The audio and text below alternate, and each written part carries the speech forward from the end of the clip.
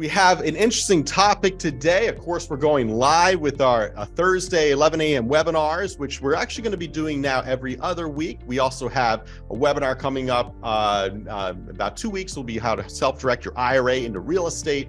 We have a big event in Somerset next week, Tuesday night at the Jersey Cyclone Brewery. Over 115 RSVPs for that event. So we're really excited for that. I see more people jumping on our webinar today. We're going to talk about creative financing in a high interest rate environment. That's the buzz today. That's what everyone's talking about in the real estate industry and in the business space, the interest rates, the big scary interest rates. So we're going to talk about where they're at, where they're possibly going. It's interesting. I'm writing a presentation for tonight. I'm doing at a Real Estate Investment Association, and it's about, real interest rates. So I'm looking into the data, and it's like not as terrible as a lot of the market makes it seem. So we'll break into that a little bit, and creative structures as well in the commercial space for small commercial, large commercial, and also the residential space, which I'm going to start with. So I'll give a quick introduction here. I'm Aaron Fragnito with People's Capital Group, and we help people invest in real estate here in New Jersey. We buy apartment buildings, and we invite people along to invest in those properties so they get the benefits of owning real estate, like cash flow and equity growth and tax benefits, without having to do all the heavy lifting behind the scenes. So we're a New Jersey-based, vertically integrated real estate syndication with an in-house property management company. We have tons of content on our website, peoplescapitalgroup.com. You probably follow us in our RIA or different ways here. And that's why you're joining us today. So thanks for jumping on. And Marcos and Tom, would you guys like to introduce yourselves as well? Yeah, thank you. Thank you so much, Aaron, for giving us the opportunity to be here. Yeah, my name is Marcos dos Santos. I work with MLB, residential lending. Been doing this for about 20 years. We are a residential lending located right here in Springfield, New Jersey. We are, of course, licensed in a few states: New York, New Jersey, Pennsylvania, Florida, and some other states. Our focus is to help the people on the residential side. Of course, I also do some commercial with Thomas. Thomas is the main guy with the commercial side, but anything to do with residential, I'll be glad to answer any question you have, and I'll be glad to answer your questions too, Aaron. Great. Yeah, Tom. And I'm Tom Vasili. I'm the owner of Commercial Finance Consulting. Been doing commercial lending for over 30 years. And what we try to do is understand people's needs and wants as far as investment and commercial properties. And then what we take a look at is what the objectives are, and then we structure the loans. And they could be standard even bank loans or private entity loans, private commercial lending groups. So any information that you may need on commercial investment or just multifamily investment property, we're here to answer your questions. Yep. Awesome. That's why I want to have you guys on here for this this webinar here. And I really like to have on experienced professionals for these webinars. Sometimes we have attorneys or title companies or lenders on. So I'm really excited to have you guys on today. At People's Capital Group, we help you invest in real estate. Build your wealth by owning professionally managed apartment buildings in the northern New Jersey market. We want to show you how owning real estate is attainable, even for the busy professionals that don't have the time or experience investing in real estate. Now, we only work with select people who are serious about building wealth. So find out if you qualify at peoplescapitalgroup.com. And so let's break right into it here. I see more people jumping on. Always exciting to see. So again, guys, if we have questions as we go along, please put them in the Q&A. We're going to answer all questions at the end so we can make some headway here, cover a number of topics. And then I encourage questions, though. Open Q&A at the end. We'll talk for about 30 to 45 minutes and answer everyone's questions. So the first topic I'd like to cover with you, gentlemen, is house hacking. And Marcos, this might be a good one for you here, because generally, what house hacking is when you live in a property. You can do it with a single family home. You can fix it up and kind of do construction around yourself as you live there, you and your family, if your wife is patient enough, and sell the property, a couple years later, and for a nice profit. You can buy a duplex or a 3-unit or a 4-unit, and you can use an FHA loan we'll talk about, right? And you can rent out those units, spruce them up, rent them for more money, create an income stream there, perhaps refinance out, get your money back. So we'll talk about that also. But how can people go about kind of getting into real estate? What's a good loan option to get started in real estate? Very good question. It's very good topic too, Aaron. In this topic, I usually tell people if they have a chance to put hands on a multifamily property, and even a house that needs a little TLC, a little repair, it's a great way to start. The reason for that is because there is a program, of course, we all know about FHA, but we have a division on FHA loan called a 203K, which you can acquire the property with as little as a 3.5% down payment. With this program, you're going to occupy one of the units and rent out the other units. Usually you buy those properties at a discount because you're buying a house that need repairs. And we lend the money for the acquisition of the property, and we lend the money for the repairs as well. The way we do it, we take the value, the amount of the purchase price plus the repair, and you put 3.5 based on those two together. And even though you're buying the property for you to occupy for 30 years because you're going to buy and occupy, the bank understand that usually people move out, and usually if you move out after 1 year, nobody's going to give you a hard time. You can move out and you can rent the property and take out the equity for you to get your second property. That's incredible. And also putting down 3.5%. Now that's of the purchase price and the renovation price combined. Is that right? That is correct. Wow. So say, you want to buy a property for $200,000. That needs another $100,000 in renovations. The bank, Correct. as long as it appraises properly, right, they're going to do an after repair value appraisal. Is that right? That is correct. When we do those type of loans, usually the appraisal, they're going to give the as-is value and the after repair value based on a proposal that, repairs that you're trying to do to the property. And usually, Aaron, on that situation, usually the after repair value end up to being between $30,000 to $50,000 higher than your real acquisition, because you're going to put it, probably a new kitchen, a new bathroom, sometimes a new roof. All that takes into consideration. Usually the acquisition is a little less, and the value is high more. So you're ahead of the game from the get-go. That's awesome. All right. So as long as the appraisal value comes in properly and after repair value, you can really leverage your capital, leverage the heck out of it. 3.5% for the renovation and purchase amount. That's incredible. And then sometimes you can even roll the closing costs into the loan as well. Absolutely. With FHA, you can roll 6% of the amount of the purchase and the repairs into the cost of the loan. That kind of gives you, of course, free up more of your cash and gives you the opportunity for you to buy a property with a very, low down payment, 3.5, and almost no closing costs because it can be rolled into the loan. Yeah. And that's great because a lot of times people don't recognize the amount of closing costs, especially for an FHA 203K loan. There is additional closing costs, inspection fees, and so on. So it does tend to add up a little bit, but it's kind of the cost of doing business, right? Absolutely. Yeah, absolutely.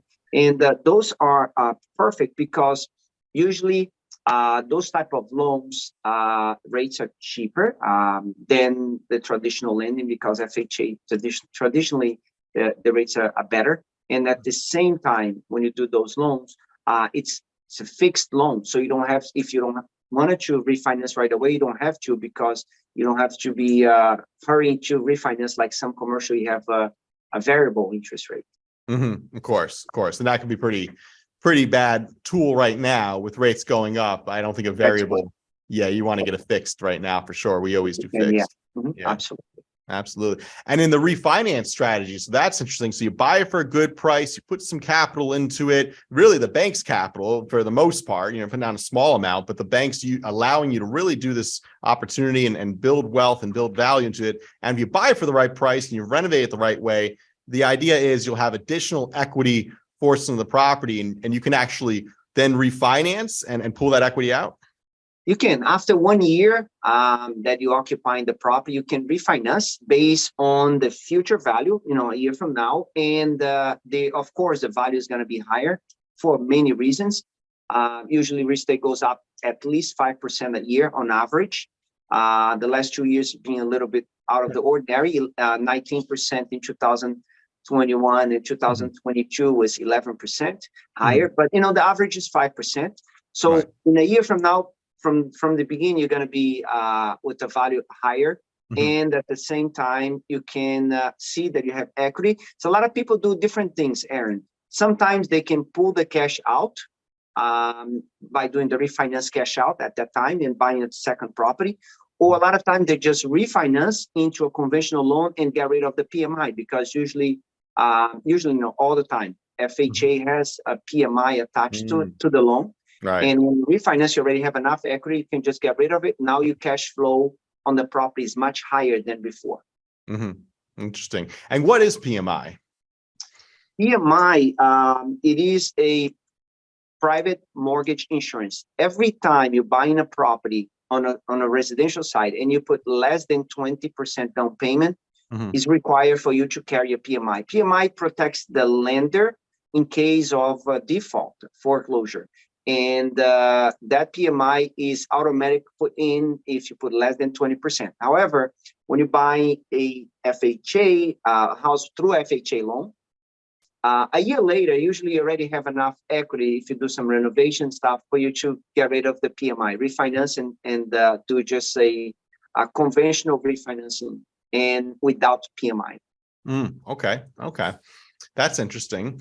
So let's transition here for a second. And let's say I'm a big real estate investor. I have a lot of assets and I have a crazy ex-wife and all these things. And I don't want to put real estate in my name, okay, for various reasons. I want to own my real estate in LLCs. Maybe I have big parties in my house. I don't want people suing me and things like that, right? It's safer to have it in an LLC.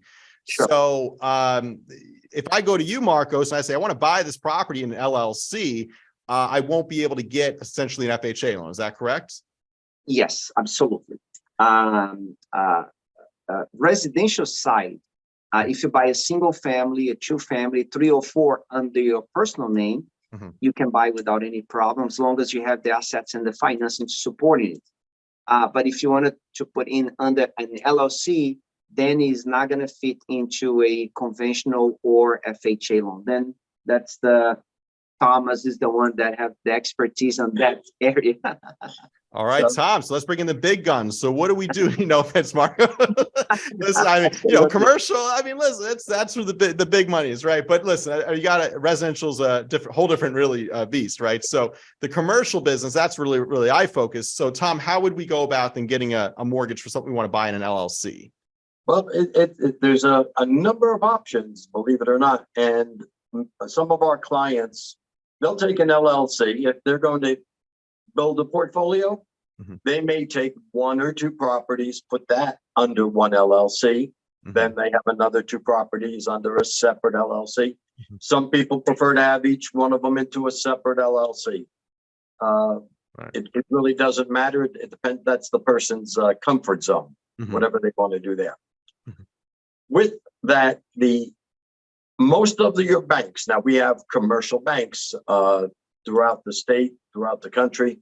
Your regular standard banks will lend to an LLC if somebody is what we call bank credit worthy. So we can assist them in structuring what they're looking for, setting up their LLCs, having all the correct documentation that they need to qualify in advance, so that, because when you go in, you want to have your LLC in place. Okay. Some people have gone into a purchase under their name, let's say single family, 2 family, 3 family, and they put the contract under their name, and then they'll change it to an LLC. That is never an issue. All it is just an amendment to the purchase agreement. Then we take a look and see how is the best way to structure their acquisition. Are they a full doc client? Good credit, bad credit. Same thing with, residential lending.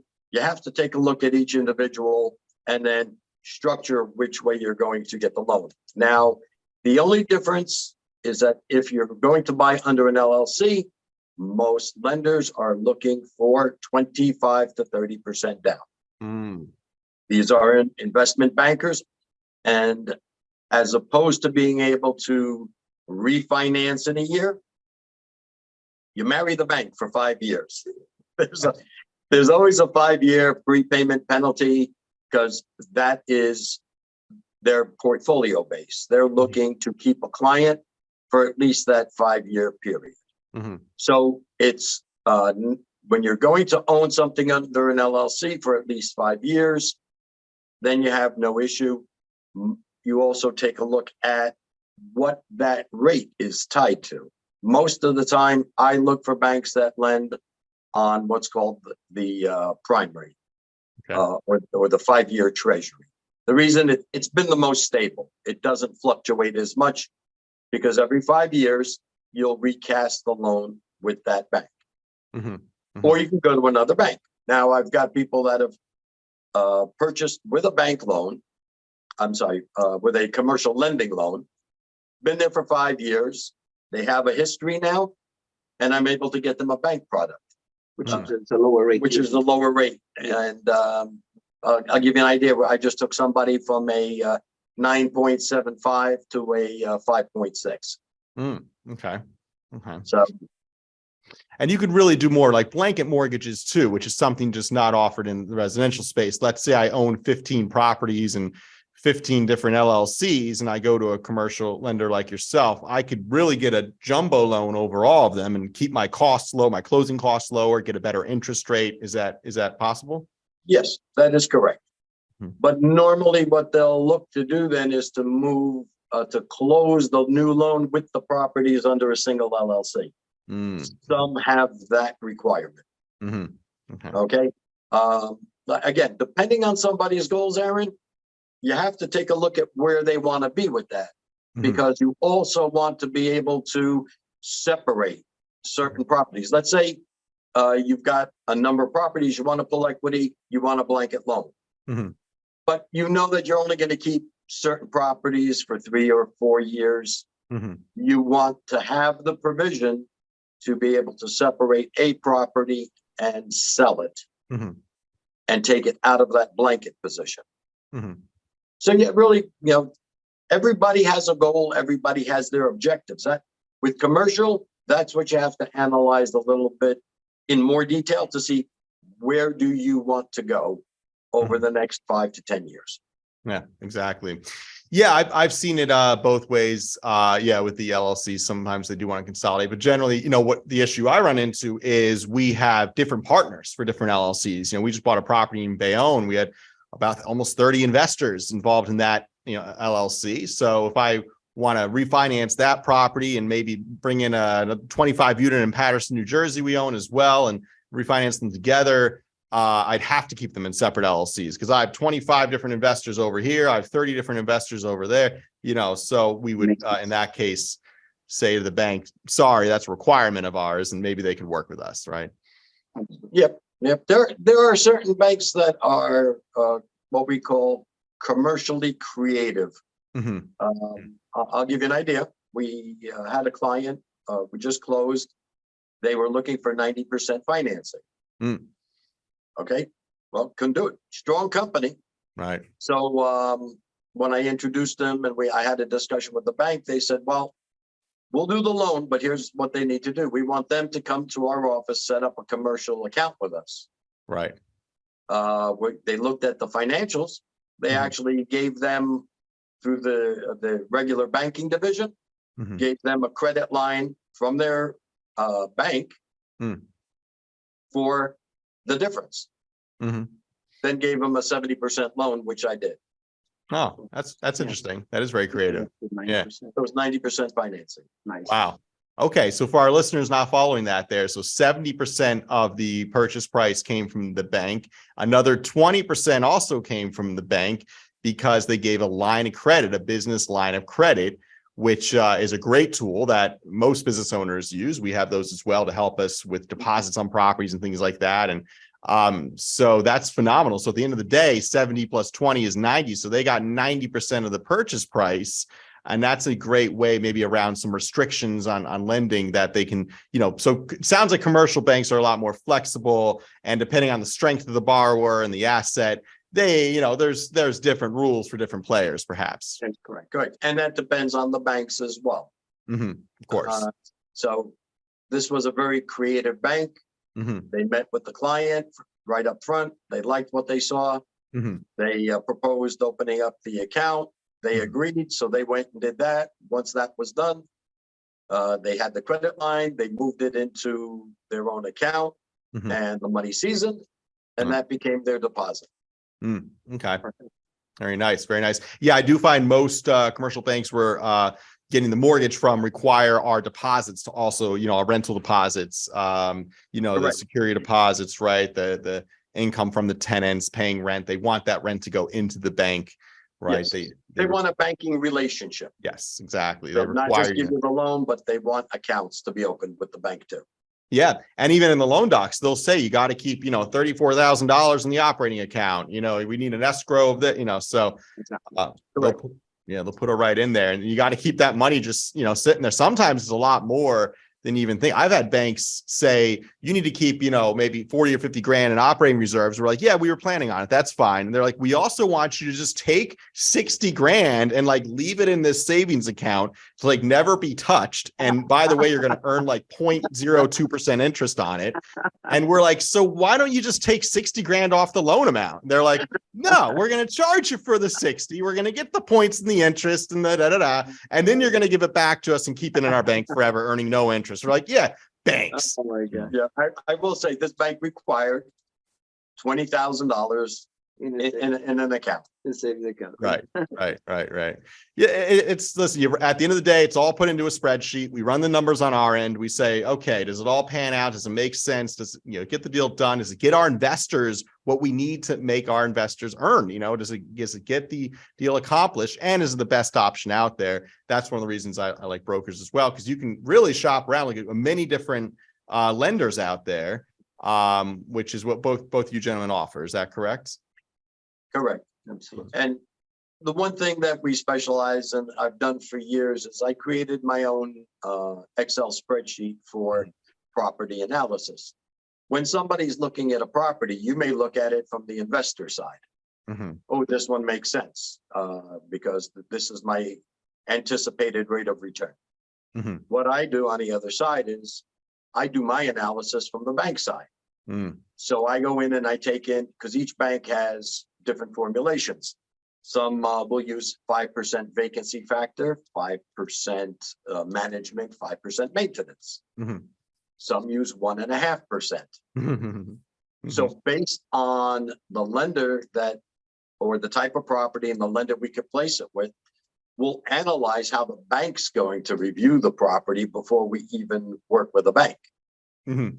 So we can come up and say, well, okay, you know what? You're buying a building for X amount, and here's how the bank's going to look at the property. Here's the analysis. So in our estimation, this is what they'll lend on it. Yeah, it makes sense. Yeah, and that's one of the things I love about commercial lending is it is more creative. There are less regulations in place. And then on the residential side, there's a lot of rules in place to protect consumers. Is that right, Marcos?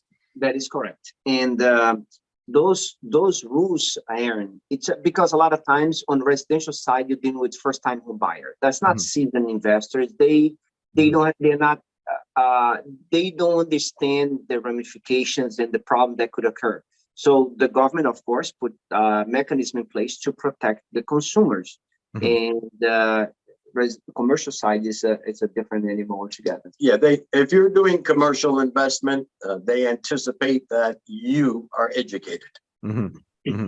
Okay, and sometimes when it comes to the first-time investment buyer, I spend a lot of time sitting down and explaining more details because I don't want somebody to say, oh, I just bought that building, you financed it, I put another $200,000 into it, it should be worth a lot more. Now, can I refinance it? No, because you're married. to the bank for 5 years. Yeah. Unless you pay a hefty, Unless you pay a hefty prepayment penalty. Yeah. I know. I just signed a mortgage doc for $2.7 million with a 5, 4, 3, 2, 1 prepayment penalty. And man, there's like no negotiating that, you know, and it's just The one thing you can negotiate on that, Aaron, is a percentage allowed to be prepaid per year with no penalty if you ask for it. Okay. Yeah. That's interesting. But then you got to cough up more. The whole idea is, of course, to pay it off with a refinance. So. That's the challenge. You know what I like to negotiate, which I can usually get, is a 90-day window at the end of year 4, or I guess technically the end of year 5, right? Yeah, 5, 4, 3, 2, 1. Yeah. So, because they usually give you that, because they say if you refinance with us, right, if you keep the debt with us and you refinance in that 90-day window at the very end of your 5-year prepayment penalty, we will allow you to, have no prepayment penalty. So that's nice. The problem with that is we want to refinance like a year 3, really, and get our investors even better returns. So sometimes you look at the numbers, you look at the markets, you say, yeah, it's going to cost me $50,000 in prepayment penalties to refinance right now. But, at the end of the day, it allows me to do this and this and meet our investors' returns, and get it done. So it's really a cost sometimes in the process of refinancing commercial assets, but you got to try and negotiate it whenever you're taking on a mortgage there. Yeah. Absolutely. And also, Aaron, on going back to the residential side, the big question that people are asking right now, it's, it's worth it to buy a property right now, since the interest rate is double what it was about a year and a half ago. Right. The rates today, I'm just looking right now on the Mortgage News Daily, it's about 6.75 average. November was about 7, then beginning of January was about 6, and now it's creeping up again. So 6.75 is the average. Is that worth it, or should I wait for the interest rate to go down? Right. That's the question. Should I wait? And I always tell the people, my clients, if you have a property that you like and you can afford it, buy right now. Because I always joke with people, marry the house and date the interest rate. So the rate, you don't have to, because the rate doesn't go up forever, it doesn't go down forever. So when its cycle comes in and the rate goes down, and then you're going to receive probably tons of mail, then just refinance. Just give me a call or call the lender of your choice, and they will refinance at the lower rate, and you already have the house. So that's for sure the best way. Instead of waiting, if you wait for the interest rate to go down again, price is going to jack up again. This is just something to do. Yeah. Yes. Yeah. Go ahead. One of the things we've done with Marcos's clients, and I've done it for many years. I'm probably the oldest of the group, so I was around when interest rates under Carter were 16%. And when I started in the business, interest rates were average 7%. Wow. So what I've always done is I said, don't fear the higher interest rate. If you understand banking, the one thing that we teach the client is it's easier to build equity and prepay a mortgage when the interest rates are higher, because a smaller portion goes towards the principal. So adding smaller numbers accelerates the loan. Also, when rates are high, ideally it's a better buyer's market. You can get more real estate for your dollar. And, the buyers that say, oh, I'm going to wait for rates to come down to buy again, I understand the logic of it, and it does seem logical, but it's actually a full misunderstanding of how real estate markets work.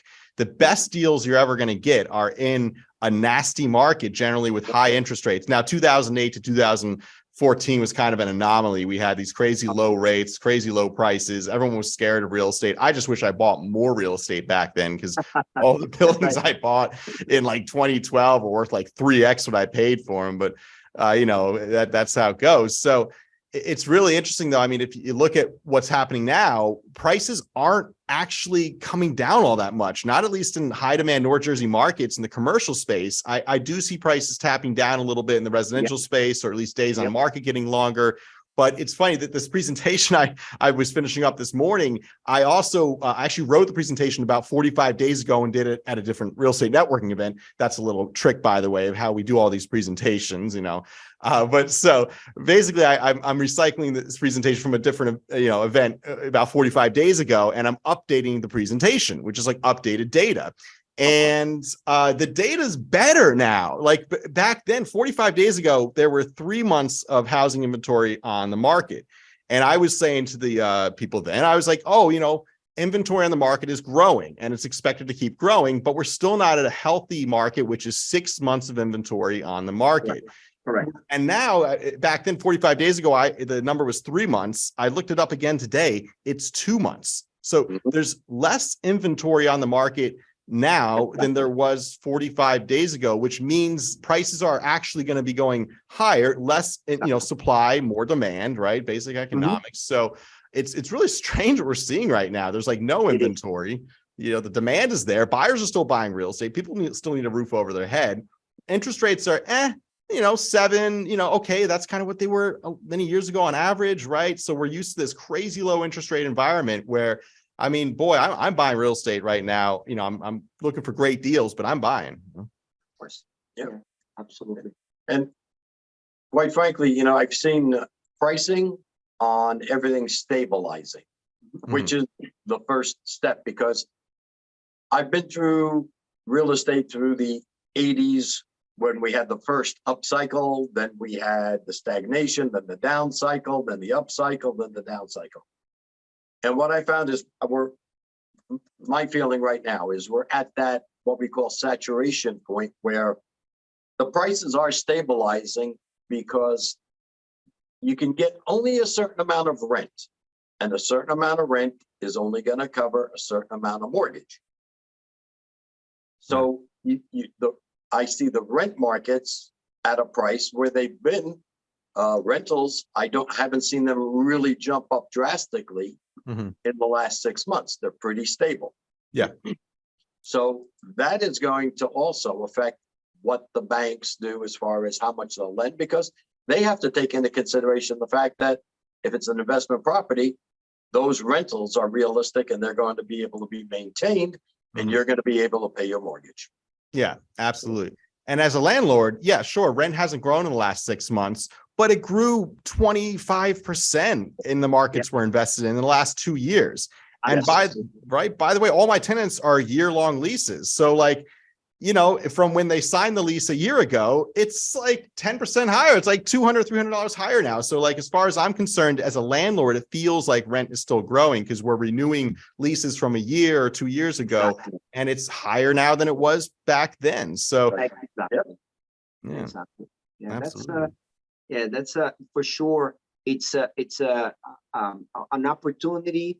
When the rates are high, definitely there's an opportunity for buyers. When you team up with with a group of great professionals, and like you, Aaron, that you always look in the markets trying to find the best deals for your investors, and you know how to not only find the deals, but how to get the best financing and how to manage, which is a complete package for investors. And they don't have to be there. They knocking the door looking for the rent. Can I have my rent? So they have to just rely on somebody like you because of the experience and expertise that you have. That alone gives a lot of peace of mind. And the market is very healthy right now to just continue growing on that field, that area. Yeah, absolutely. No, I appreciate that. And again, to our listeners here, I see even more people jumping on. If you have any questions as we go along here, please put them in the Q&A. We'll be answering questions in just a few minutes here. And so let's touch base here on just more even creative ideas. Okay. So I know you guys are in the lending industry, but would say we want to just touch on the idea of seller financing. Sometimes that's an idea where an owner will take back a mortgage. They'll act as the bank. There'll be, a promissory note, a mortgage on the property that's held by the seller, and essentially you're putting down payment. So that's a great way to kind of snag a deal sometimes and not worry about interest rates necessarily in the banking market. But the challenge I find with that is when you go to do a seller financing deal, the seller's going to say, okay, well, what are interest rates right now? What would a bank charge you? I'm going to charge you what a bank charges you, or even a few ticks higher. Have you run into people trying to do that sometimes, Marcos, or then coming to you to realize rates are actually lower on working with a bank? Well, absolutely. On residential side, we cannot have sellers held financing, but of course, on the commercial side, we can. And remember that it's always how you negotiate the loan with the seller. So you can always ask, are you retiring? Are you going to put the money in the retirement fund? Sometimes the retirement fund for the seller is going to sell the property, is going to put in $1 million, for example, and is going to collect 1% interest rate. So you could offer, of course, 2 or 3 or 4% interest rate to the person and have them hold a part of the mortgage if they feel comfortable with. And if you show that you are a solid buyer, usually people they're willing to do it, and it's the best way for you to get a lower interest rate. And at the same time, banks, a lot of institutions will allow to have a seller's held mortgage. Could be full if the seller is willing to do it, or it could be partial. We did one in Pennsylvania. Had a guy bought a auto body shop, and he bought it. He owned it, no mortgage on it. Had a person, he's moving to Florida, so we found a person from New York, needed a shop up there, and instead of buying it, getting a mortgage, then the owner was going to have to pay his capital gains taxes. Right. So he said, you know what, I'll hold the mortgage for a little while. We'll give him a 1 year. Let's see how he does, and we can renew it. And it worked out well. And quite frankly, bank rate was around 9%. He took 9%. Yeah. Closing costs were minimal, and both parties were happy. Yeah, that's phenomenal. That's phenomenal. Now, John, have you ever Tom, have you ever run into a situation where you have a bank that accepts a second lien on the property in the commercial space? The seller will take back a note and be in a second lien position behind the bank. I know banks hate that. You ever see a bank that accepts that? I've only had one. Okay. And it was a small amount because the person who was buying it had capital, was going to do some refurbishing. So the seller said, look, I'll hold it for you for 5 years. He had to hold it for the same term as the first mortgage. Okay. The bank said, well, you can, if we approve that, you're with us for 5 years, that's a 5-year loan minimum. Right. And so that worked out. But yeah, you're right. Most of them don't like to have a second, because if somebody defaults, it does create legal issues that they have to compensate for. Yeah. What's probably a more likely scenario is what you explained, where the buyer would just get a line of credit from the same bank and it leverage his dollar better that way. Right? Absolutely. Yeah, makes sense. The best way to do it. Yeah. Okay. And then Marcos, one more question for you. Let's say I'm a business owner. I own a bunch of real estate. I pay myself through the refinance of assets. I'm a big real estate syndication guy. And that's how I pay myself. I don't pay myself through a W-9 or income that way.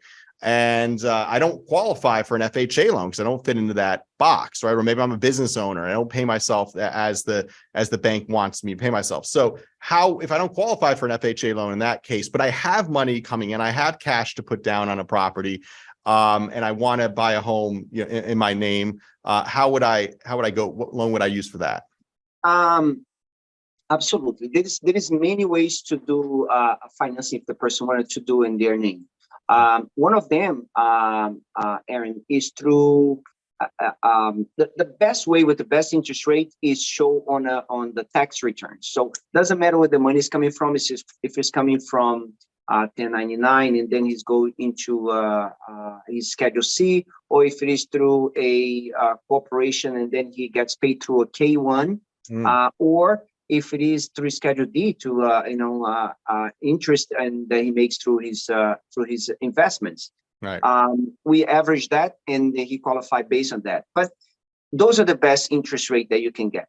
However, there is many other ways to finance a loan. One of them is to show 12 months of bank statements. That is very popular now for self-employed. Self-employed usually they have the right to write off a lot of things, and it was their right, and they do it, and they write off, and then at the end the net profit is minimum, and then they that's where the problem lays. If they have deposits and they are the owner of the corporation or the LLC, we can use deposits to qualify them and not look at the banks at the tax returns. Just look at the banks usually the last 12 months of bank statements. That's number one. We also have another type of lending that we don't even list a job, neither we list how much they make. So that is completely a no income verification. We just verify the assets. Have to be in their name for at least 2 months, and they can qualify based on that. The interest rates are a little bit higher on that because of the lack of documentation. Right. But those are very typical. It's happening a lot nowadays. Bank statements is the next choice for other than full doc. Né? And then if it doesn't work on a bank statement because of different things, the deposit's not stable, or deposit money in one account and deposit in a different accounts. So then we go to the other option, which is not even showing where the money is coming from with the no income verification. Okay, that's interesting. Okay, so you have multiple options there, depending on how much you can show or how much you want to show. The least burdensome option is the no doc loan, which is I know always a dangerous word in that space as well, because that also led to no income. Usually the way they do it, they base a lot on the assets. Mostly they look at assets to see the person have stable assets, the money is there in the account, and they usually the down payment for those type of loans, Aaron, it's between 25 to 30%. The bank wanted to lend only 70 to 75% maximum on those type of financing. Okay, so you're putting down a whole lot more, about 10 times more, so almost, and you're also looking at a higher interest rate. Okay, so if you wanted to get a little better interest rate and put down less, you would, but you still don't qualify for an FHA loan. Are there options out there like for a 5 or 10% down loan for a sole proprietorship business owner or something like that, that pays himself? Not for sole proprietary owners. Usually what people do, they finance in their name, and then after they finance, banks don't like it, but usually you can finance it and then change it later into an LLC for protection. But when you do on your personal name, that's when you can get the best benefit on the residential side. Remember, the residential side is anything to do from single family to up to 4 family could be considered a residential. Anything 5 families and up, that's already automatically considered commercial. Okay. So let's say I was willing to do a full doc loan, but I just don't fit into the way I pay myself is not a W-2 income. It's, draws on my assets and things like that. But I show the deposits in the bank and everything. In that case, are there options for loans that are less than 25% down, or is the minimum down generally going to be 25% for any type of? It starts with 20%. I haven't seen anything, that is with a good rates with less than 20%. So 20% interest rate is the breaking point. Now multifamilies, You can buy multifamily property, sometime with DSCR as well. If it is specifically a debt service corp, you just look at the rental. As long as the rental equal 100% of the monthly payment of the house. Let's suppose you collect $4,000 in rental, and your monthly payment on proposed monthly payment is $4,000. The property carry itself, then we don't care about anything else. Okay. Yeah. Interesting. I'll make a quick distinction because on both residential and commercial, you have a lot of similarities in the programs, like the debt service programs. The difference is in the residential side, you are occupying the building. So you have to be there for at least that first 12 months. As unoccupied, yeah. Even though Thomas, he touched into an interesting topic. Residential is just the category being residential. There's two ways on residential. One is unoccupied and non-unoccupied. Non-unoccupied, you could buy an investment property and it still be residential. It still be not FHA, but a conventional loan, and into a conventional loan.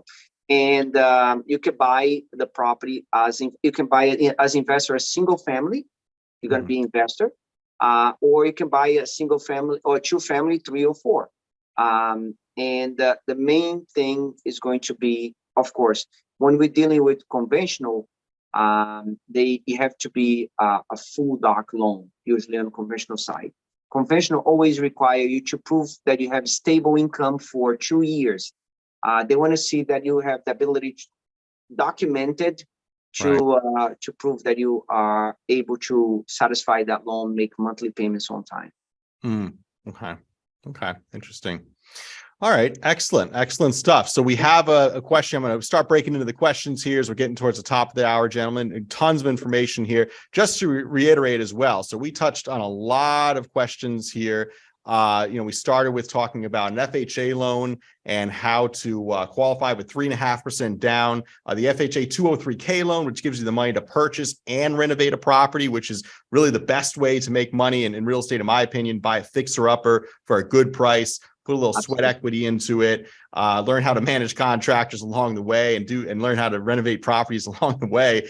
And that's actually what I did getting started as well. I bought a duplex, I put a little lipstick into it. I rented out the back unit on Airbnb, which I don't know if I'd suggest when you're living. I had people like knocking on my doors, like, come on. So, I think a long-term tenant would have been a better strategy, but it was a great deal. I bought it for a great price. I sold it for a great price. I made a ton of dough on it. I lived there for like $500 a month with my family. So really a great investment. Got me a little bit, was part of how I got to where I am today. So just a great strategy here with the way to house hack, live in a property, maybe a multifamily or even a single, and spruce it up and sell it or refinance over time. And of course, Tom, we talked about, the commercial side of the business here, and how we can refinance properties in LLCs and purchase properties in LLCs and get a little more creative with lines of credit. And then, of course, you have other disadvantages of the commercial space, such as more of a down payment, a little bit higher interest rates, and also prepayment penalties, of course, which no one likes, well, except banks. But that was great. Tons of information here. We touched on seller financing a little bit. And very creative ideas here. One of the questions here from Timothy was, we'd like to get our contact information. So, Marcos, if you should be able to write in the chat here. If you want to type in your contact information into the chat, that would be a great way for people to get in touch with you. So I don't know if you see that option. I can also copy and paste. You know what? Why don't I just grab your information? If you don't mind, please, Aaron. Yeah, let me take your information here. But while you're doing that, Aaron, I just want to touch on something just for a strategy.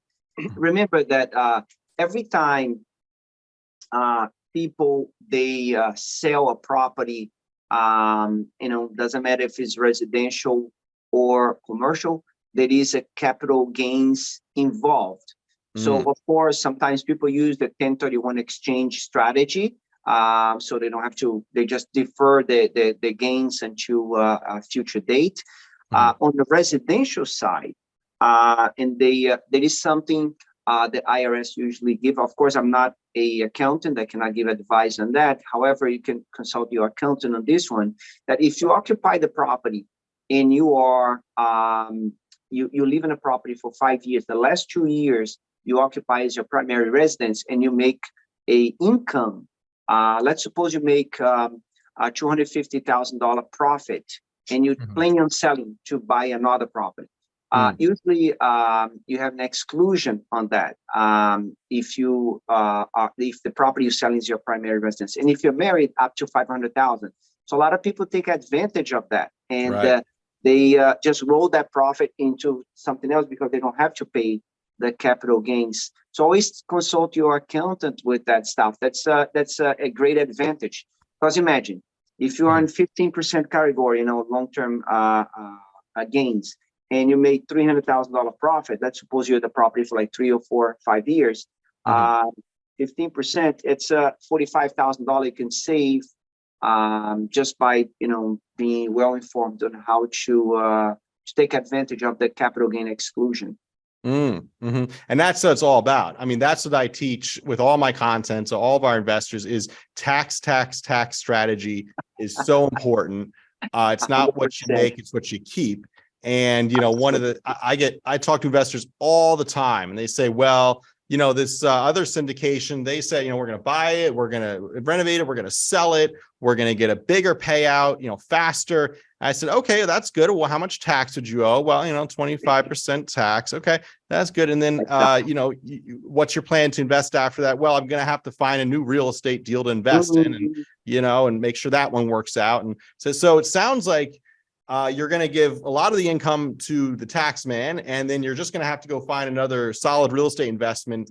And by actually refinancing and harvesting that equity growth through a refinance, it allows our investors to put cash in their pocket tax-free. And if you don't understand how that works, check out most of my other content, which touches on exactly how that works. That's great strategy. Just such a great way to harvest your equity growth, not pay the tax man, keep your cash flow machine going, keep your tax depreciation machine going. Never sell your real estate. In my opinion, all the real estate I've sold, I regret selling. The only reason I would say sell your real estate if it's too far away to manage. I own some real estate in other states. I found very difficult. The management company sucks. So, I own my own management company here in New Jersey. We have 150 doors, about 25 million in assets, and we've cracked the code on how to own real estate and manage real estate the right way here in this North Jersey market. But never sell. Real estate's a great long-term investment. Harvest that equity growth tax-free with a refinance. Use the power of the banks. Team up with them. Leverage your dollar. And put that money in your pocket tax-free. It's like paying yourself with the bank's money. It's a great strategy, And 100%. Yeah, that for sure, that's the best way to go about it. So you don't deplete your cash, keep the money in your pocket. The way your strategy is awesome. I always tell you that. Yeah, absolutely. So my friends, I put in the chat here a number of links. I put in here a link to schedule a call with me, Aaron Fragnito. I also put in a link to schedule a call with Marcos as well. I put Marcos's information in here, is a cell number, and Marcos, everything from your email signature there. I put in the chat for everyone. I also put in my information as well. And Tom, did you want to punch in your information there? Yeah, I'll send you. In fact, since you and Marcos organized this, even on the commercial, if there's any questions, they can send it to Marcos as well. Yeah, make it easier. Just share with Tom. That's absolutely, because we work together in the office, and I have my own office for commercial. Yeah, great. Okay, excellent. So I put a link up there also for our event coming up February 21st. You'll see to our listeners, that's the link that says Eventbrite on it. So we have over 115 RSVPs for that. That's a great one. I think you guys are coming. You guys gonna try and make the event? Absolutely. Awesome. Yeah, it's gonna be on a Tuesday, right? Yeah, Tuesday night. Yeah, Tuesday night, 6:30 to 9 at the Jersey Cyclone Brewery in Somerset, New Jersey. We had a great turnout last month. We used to do our in-person networking events for years in at the Hyatt in Morristown. And then, of course, COVID came and we started doing everything more online. But just in January, we started doing our in-person events again, and it has just been on fire. So it's been a great experience. Yeah, people really love it. Great feedback and packed house. So to our listeners, I put the link to get into that event on the chat there. So make sure you click that link. That's the Eventbrite one.